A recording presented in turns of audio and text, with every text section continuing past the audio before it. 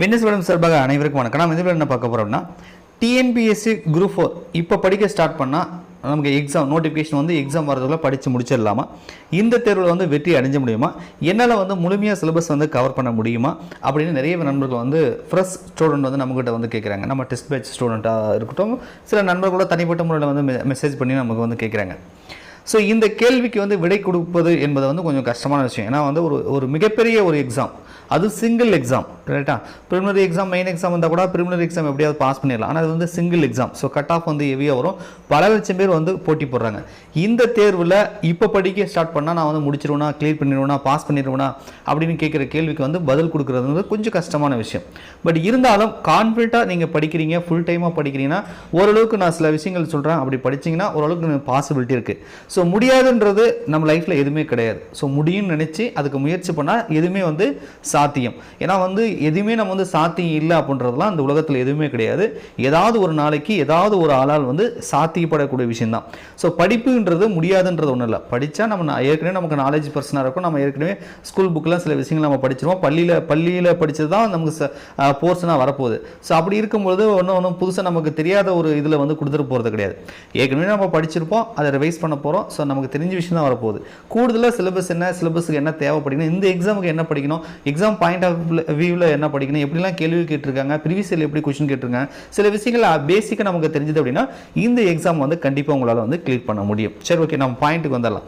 நான் ஏற்கனவே சொல்லிட்டேன், நம்பிக்கை தான் எல்லாத்துக்குமே வந்து வெற்றிக்கு முதன்மையான காரணம். நம்பிக்கை. என்னால் முடியும் சார், நான் படிப்பேன் சார், நான் வெற்றி பெறுவேன் சார், அந்த எண்ணத்தை வளர்த்துக்கிட்டு தான் நீங்கள் படிக்கணும்.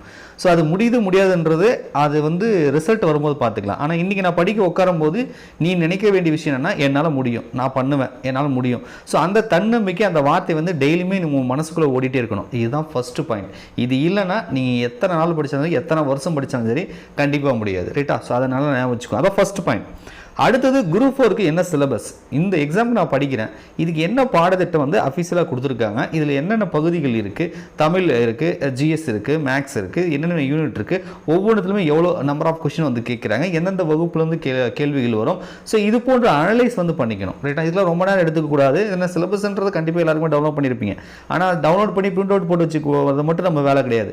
என்ன கண்டென்ட் கொடுத்துருக்காங்க அப்படின்றத பார்க்கணும். ப்ரீவியஸில் எப்படி கேள்விகள் கேட்டிருக்காங்க அப்படின்றத பார்க்கணும். ஒரு சிலபஸை வந்து அண்டர்ஸ்டாண்ட் பண்ணணும், ரைட்டா? ஸோ இதை தான் நம்ம படிக்க போகிறோம், இதுதான் வந்து சிலபஸ் அப்படின்றத ஒரு அந்த பாடத்திட்டத்துக்கான புரிதல் வேணும். ஸோ அடுத்தது நம்ம 2 கேட்டகரியை பிரிச்சுக்கலாம். ஒன்று தமிழ், இன்னொன்று ஜெனரல் ஸ்டடீஸ், ரைட்டா? தமிழ் படிக்கும்பொழுது கண்டிப்பாக வந்து நியூ புக் படிக்கணுமா, ஓல்டு புக் படிக்கணுமா, சிலபஸ் வைஸ் படிக்கணுமா, இல்லை வகுப்பு வரி படிக்கணுமான்ற கேள்விகள் ஃப்ரெஷ்ஷாக படிக்கிறவங்களுக்கு டைம் இருக்கும். தமிழை பொறுத்த வரைக்கும் நியூ புக் படிக்கிறீங்கன்னா நீங்கள் சிலபஸ் வைஸ்லாம் பார்க்க வேண்டியதில்லை. நீங்கள் அட்டை டு அட்டை, அதாவது 6ஆம் வகுப்புலேருந்து 12ஆம் வகுப்பு வரைக்கும் நீங்கள் எல்லாமே படிச்சுக்கலாம், ரைட்டா? ஸோ எல்லாமே நீங்கள் படிச்சுக்கலாம். எல்லாத்துலேயுமே கேள்விகள் கேட்க தான் போகிறாங்க. ஸோ நீங்கள் வந்து சிலபஸ் வைஸ் தேடி படிக்காமல் 6 to 12 வரைக்கும் நியூ புக்கை வந்து படித்து முடிச்சிருங்க, ரைட்டா? நியூ புக்கு முடிச்சதுக்கப்புறம் பழைய புத்தகம் படிக்கணும்னா ஒரு கேள்வி வரும். அதான் நான் இப்போ தான் படிக்க போகிறேன், எனக்கு டைம் இல்லை, நான் புது புக்கு மட்டும் படித்து பாஸ் பண்ணிடுவான்னு கேட்டிங்கன்னா நிச்சயமாக வந்து அது முடியாது. ஏன்னா நமக்கு கொடுத்துருக்கிற சிலபஸ் படி, அதாவது நமக்கு இது புக்கு வந்து ஸ்கூல் புக்கு புதுசாக பழசான்ற கேள்வியை நீங்கள் கேட்கக்கூடாது. நமக்கு டிஎன்பிஎஸ்சி குரூப் 4 சிலபஸ் என்ன கொடுத்துருக்காங்க, அதில் வர கண்டென்ட், அதில் வர டாபிக் வந்து அது நியூ புக்காக தானே, பழைய புக்காக தானே, எந்த புக்காக தானே, எதில் கவர் ஆகுதுன்றது தான் நமக்கு பாயிண்ட். அப்போ ஓல்டு புக்கு நம்ம பார்க்கணும். ஏன்னா சில டாபிக் வந்து ஓல்டு புக்கில் தான் இருக்குது, அல்லது ஓல்டு புக்கில் கொஞ்சம் கண்டென்ட் அதிகமாக இருக்குது. ஸோ அந்த மாதிரி டைத்தில் நம்ம ஓல்டு புக் படிக்கணும். ஸோ ஓல்டு புக்கை பொறுத்த வரைக்கும் நீங்கள் 6 to 10 படித்தா போதும். +1 +2 தேவையில்லை. ஏன்னா ஒரு கொஸ்டின் 2 கொஸ்டின் வருது, அதை நம்ம வந்து உங்களுக்கு டைம் இருக்காது இல்லையா? ஸோ அவங்க விட்டுடுங்க 6 to 10. அதுவும் சிலபஸுக்கு தேவையான பகுதியில் மட்டும் ஓல்டு புக்கிலேருந்து படித்தா போதும். அட்டை டு அட்டை கூட படிக்க வேண்டியதில்லை, ரைட்டா? ஸோ எக்ஸாம் பாயிண்ட் ஆஃப் வியூவில் சிலபஸ் பேஸ்டாக மட்டும் படிக்கிறது பழைய புத்தகம். இப்படி முடிச்சிங்கன்னா நீங்கள் ஈஸியாக வந்து தமிழ் படித்து முடிச்சிடலாம், ரைட்டா? அதே மாதிரி ஒரு டைம் டேபிள் போடணும். நான் எனக்கு வந்து எக்ஸாமுக்கு அப்ராக்சிமேட்டாக எனக்கு இத்தனை நாள் வந்து இருக்கும், நான் அதுக்குள்ளே வந்து இந்த சிலபஸ் கவர் பண்ண போகிறேன், இந்த வகுப்பு இத்தனை நாள் கவர் பண்ண போகிறேன் அப்படின்னு ஒரு ஷெடியூல் மாதிரி போட்டு தான் நீங்கள் படிக்கணும். ஸோ அதுக்கப்புறம் ரிவைஸ் பண்ணுறதுக்கு, அதுக்கப்புறம் டெஸ்ட் எழுதி பார்க்குறதுக்கும் உங்களுக்கு அந்த ஷெடியூலில் வந்து உங்களுக்கு டைம் இருக்கணும். ஸோ அந்த மாதிரி ஒரு டெஸ்ட் பிளான் வந்து நீங்கள் போட்டு தான் நீங்கள் படிக்கணும். ஸோ அடுத்து ஜிஎஸ்சிக்கு வரும். ஜிஎஸ்சில் நம்ம ஜெனரல் ஸ்டடீஸில் எத்தனை யூனிட் இருக்குது, மொத்தம் 10 யூனிட் கொடுத்துருக்காங்க. அதை கரண்ட் அஃபேர்ஸ் மேக்ஸ் போக மீதி நமக்கு 8 யூனிட் இருக்குது. ஸோ அந்த 8 யூனிட்டை படிக்கும்போது ஒவ்வொரு யூனிட்டுக்கு எவ்வளோ வெயிட்டேஜ் கொடுக்குறாங்க, அப்படின்றத பார்க்கணும். ஸோ அதில் எதுலாம் இம்பார்ட்டன்ட் யூனிட் அப்படின்றத நீங்கள் முடிவு பண்ணணும். அதுக்கப்புறம் ஜென்ரல் ஸ்டடீஸை பொறுத்த வரைக்கும் சிலபஸ் வைஸ் தான் படிக்கணும். நீங்கள் 6ஆம் வகுப்புலேருந்து 12ஆம் வகுப்பு வரைக்கும் சயின்ஸு, சோசியல், அது இது ஹிஸ்ட்ரி, அது ஜாகிரபின்னு நீங்கள் பிரித்து மேஞ்சிங்க அப்படின்னா நீங்கள் முடிக்கிறதுக்கு 1 இயர் ஆகிவிடும். அதை படித்து முடிக்கவே கிட்டத்தட்ட ஒரு 6 மாதம் 1 வருஷம் ஆகிடும்.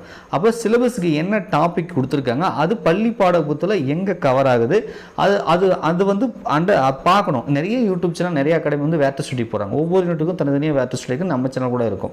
ரைட்டா? ஸோ வேர் டு ஸ்டடி, அதாவது சிலபஸ் வைஸ் தான் நீங்கள் ஜிஎஸ்ஸை படிக்கணும். இன்னமும் சில பேர் வந்து 6ஆம் வகுப்பு சயின்ஸ் படிப்பேன், அடுத்து 7ஆம் வகுப்பு சயின்ஸ் படிப்பேன், அது 8ஆம் வகுப்பு சயின்ஸ் படிப்பேன், அது 6ஆம் வகுப்பு சோசியல் முடிப்பேன், அந்த வகுப்பு வரையும் நீங்கள் போகிறீங்க இல்லையா? ஸோ இதை படிச்சிங்க அப்படின்னா உங்களுக்கு வந்து கூடுதல் டைம் கிடைக்கும். ஆனால் படிக்கிறதுக்கு உங்களுக்கு ஈஸியாக இருக்கிற மாதிரி தோணும், ஆனால் டைம் வந்து ரொம்ப நேரம் இழுக்கும். ஸோ அதனால் சிலபஸ் வைஸ் படிச்சுட்டு நமக்கு என்ன ஒரு யூனிட் கொடுத்துருக்காங்க, அது பள்ளி பாடத்தில் எங்கே கவர் ஆகுது, இல்லை கவர் ஆகாமல் எக்ஸ்ட்ரா ஏதாவது தேவைப்படுதான்னு தெரிஞ்சுட்டு நீங்கள் படிக்கணும். ரைட்டா?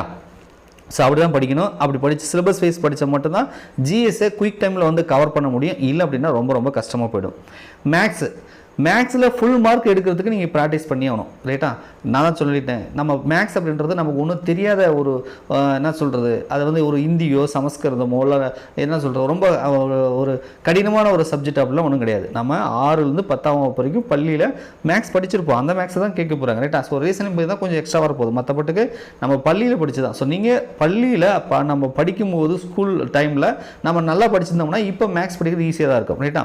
ஸோ கடைசி டைமில் வந்து ஷார்ட்கட்டை தேடி போகாமல் பள்ளி பாட புத்தகத்தை பேஸ் பண்ணி என்ன ஃபார்முலா எப்படி நம்ம சால்வ் பண்ணணும் அப்படின்றத கொஞ்சம் ஒரு அண்டர்ஸ்டாண்ட் வாங்க.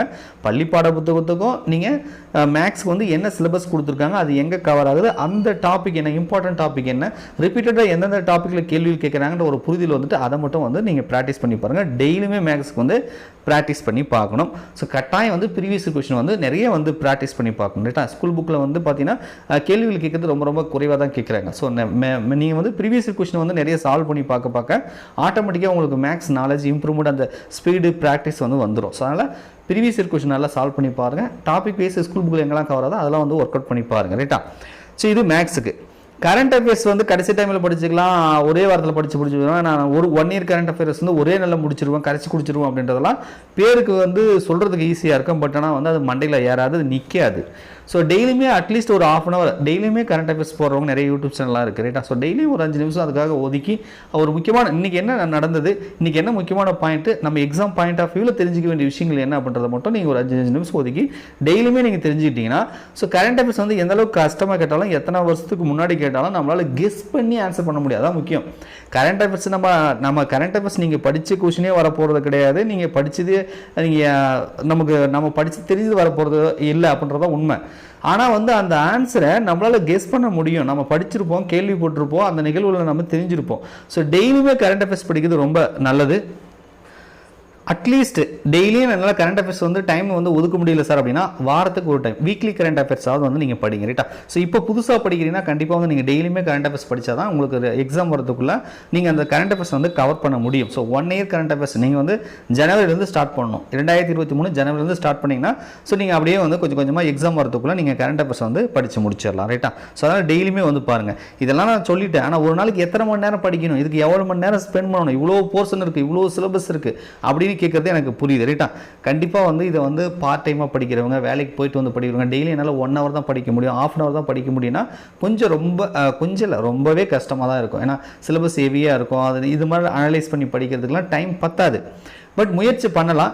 ஆனால் என்னை பொறுத்த வரைக்கும் இந்த ஒரு குயிக் டைமில் வந்து நீங்கள் இப்போ வந்து படித்து முடிக்கணும். இந்த மாதிரிலாம் நான் சொன்ன விஷயங்கள்லாம் நீங்கள் செய்யணும் அப்படின்னா ஃபுல் டைமாக படித்தா தான் முடியும். ஃபுல் டைமாக ஒரு நாளைக்கு 8லேருந்து 10 மணி நேரம் இதுக்குன்னே குரூப் 4க்குன்னே நான் படிக்கிறேன் சார், என் வாழ்க்கையே குரூப் 4க்கு அர்ப்பணிக்கிறேன் சார், இந்த 3 மாதம் அதுக்கு தான் சார் நான் ஸ்பெண்ட் பண்ண போகிறேன் அப்படின்னா உங்களால் இது சாத்தியம். இல்லை சார் நான் ஒரு நாளைக்கு காலையில் 1 மணி நேரம் படிப்பேன், அதுக்கப்புறம் வேலைக்கு போய்டுவேன், சாயந்தரம் வருவேன், ஒரு 6 மணி 7 மணிக்கு வருவேன், அதுக்கப்புறம் 1 hour படிப்பேன். ஸோ ஒரு நாளைக்கு என்னால் 2 மணி நேரம் 3 மணி நேரம் தான் படிக்க முடியும்னா நிச்சயமாக இந்த காலகட்டத்தில் படிக்க முடியுமா நமக்கு தெரியல. பட் நோட்டிஃபிகேஷன் இன்னும் வரத்துக்கு நமக்கு டைம் இருக்குது. கொஞ்சம் டிலே ஆச்சு அப்படின்னா உங்களால் பண்ண முடியும். ஸோ இப்போ ஸ்டார்ட் பண்ணால் கூட முடியும். ஏன்னா இன்னைக்கு வரைக்கும் நோட்டிஃபிகேஷன் வரல. ஒருவேளை கொஞ்சம் டிலே ஆகுதுன்னா உங்களுக்கு இன்னும் படிக்க கூடுதல் டைம் கிடைக்குது.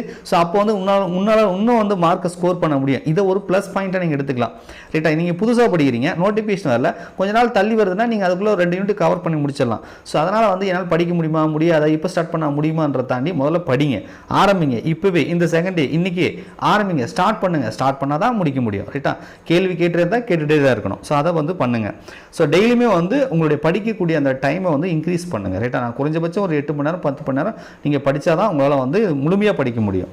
ஸோ அடுத்தது வந்து படிச்சுட்டே இருக்கீங்க, எல்லாம் நான் சொல்லிட்டேன், படிச்சுட்டே இருந்தால் ஸோ அப்போ எப்போ வந்து நம்ம வந்து டெஸ்ட் எழுதி பார்க்குறது, ஏன்னா டெஸ்ட் எழுதி பார்க்கணும் இல்லையா? ஸோ அதனால் படிச்சது அப்பப்போ வந்து டெஸ்ட் எழுதி பாருங்கள். நீங்களே கூட டெஸ்ட் எழுதி பார்க்கலாம். நெட்டில், வெப்சைட்டில், யூடியூப்பில் நிறைய பேர் வந்து இலவச மாதிரி தேர்வுலாம் கொடுப்பாங்க. ஸோ படித்தது அந்தந்த யூனிட் வைஸாக வந்து டெஸ்ட் எழுதி பாருங்கள், ப்ராக்டிஸ் பண்ணுங்கள். நிறைய ப்ராக்டிஸ், அட்லீஸ்ட் வந்து ப்ரீவியஸ் இயர் கொஸ்டினாவது எழுதுங்க. ஒரு அகாடமியில் நீங்கள் ஜாயின் பண்ணல, டெஸ்ட் பேஸ் ஜாயின் பண்ணல, பணம் கொடுத்து படிக்க முடியல கூட ப்ரீவியஸ் இயர் கொஸ்டினை நீங்கள் எந்தெந்த யூனிட் கவர் பண்ணீங்களோ அந்தந்த யூனிட்டில் கேள்வி கேட்டுருங்களா, அதுக்கு வந்து உங்களால் ஆன்சர் பண்ண முடியாதுன்னு பாருங்கள். ரைட்டா? ஸோ ப்ரீவியஸ் இயர் கொஸ்டினுக்கு நீங்கள் சரியாக ஆன்சர் பண்ணாலே உங்களுக்கு நீங்கள் வந்து அதிலே வந்து நீங்கள் டெஸ்ட் ப்ராக்டிஸ் பண்ணிக்கலாம். இதுக்கும் தனியாக வந்து நீங்கள் வந்து ஸ்பெண்ட் பண்ண வேண்டிய அவசியம் கிடையாது. ஸோ டெஸ்ட் எழுதி பாருங்கள், ப்ராக்டிஸ் வந்து கண்டிப்பாக உங்களுக்கு ரொம்ப யூஸ்ஃபுல்லாக இருக்கும். ஸோ டெஸ்ட் எழுதி பார்த்துட்டு அதில் என்ன வீக்னஸ் இருக்குது, எப்படி படிக்கணும், என்ன பண்ணணும்னு நான் சொன்னேன் இல்லையா, ஃபஸ்ட்டே ஒரு டைம் டேபிள் போடுங்க. ரைட்டா? இதுக்குள்ளே நம்ம சிலபஸ் கவர் பண்ண போகிறோம், அதுக்கப்புறம் டெஸ்ட் எழுதி பார்க்குறோம், அதுக்கப்புறம் படிச்சதை ரிவைஸ் பண்ண போகிறோம். ஸோ ரிவிஷன் என்பது ரொம்ப ரொம்ப இம்பார்ட்டன்ட். நீங்கள் எந்த ஒரு எக்ஸாமுக்கு எவ்வளோ தான், இப்போ நான் எவ்வளோ சொன்னோம், கடல் மாதிரி இருக்குது. தமிழ், ஜிஎஸ், மேக்ஸ், கரண்ட் அது இதுன்னு பார்த்தீங்கன்னா படிக்கிறது நிறைய இருக்குது. ஸோ எல்லாம் படித்து முடிச்சுட்டு பார்த்தீங்கன்னா ஒன்றுமே மண்டல இருக்கிற மாதிரி தெரியாது. அதை மீண்டும் ஒரு டைம் ரிவைஸ் பண்ணும் பொழுது தான் நம்ம மண்டையில் வந்து மெமரி ஆகும். ரைட்டா? நீங்கள் ஒரு டைம் படிச்சிங்கன்னா அதை கண்டிப்பாக வந்து அது அப்பயே மறந்துடும். ஸோ படித்ததை மீண்டும் ஒரு முறை நம்ம ரிவைஸ் பண்ணணும். எந்த அளவுக்கு அந்த ரிவைஸ் பண்ணுறதுக்கு நம்ம டைம் ஒதுக்கி கடைசி டைமில் படிக்கிறோமோ அதுதான் எக்ஸாமில் வந்து நமக்கு கை கொடுக்கும். ஸோ அதனால் ரிவிஷன் பண்ணுறதுக்கும் நீங்கள் ஷெடியூலில் வந்து டைம் கொடுத்து வந்து நீங்கள் படிக்கணும். ஸோ இப்போ நான் சொன்ன விஷயங்கள்லாம் ஒரு 10 பாயிண்ட் சொல்லியிருக்கேன். இதெல்லாம் நீங்கள் சரியாக ஃபாலோ பண்ணி ஃபுல் டைமாக ரெகுலராக நீங்கள் படிச்சிங்க அப்படின்னா நிச்சயமாக வந்து வெற்றி அடைய முடியும். ரைட்டா?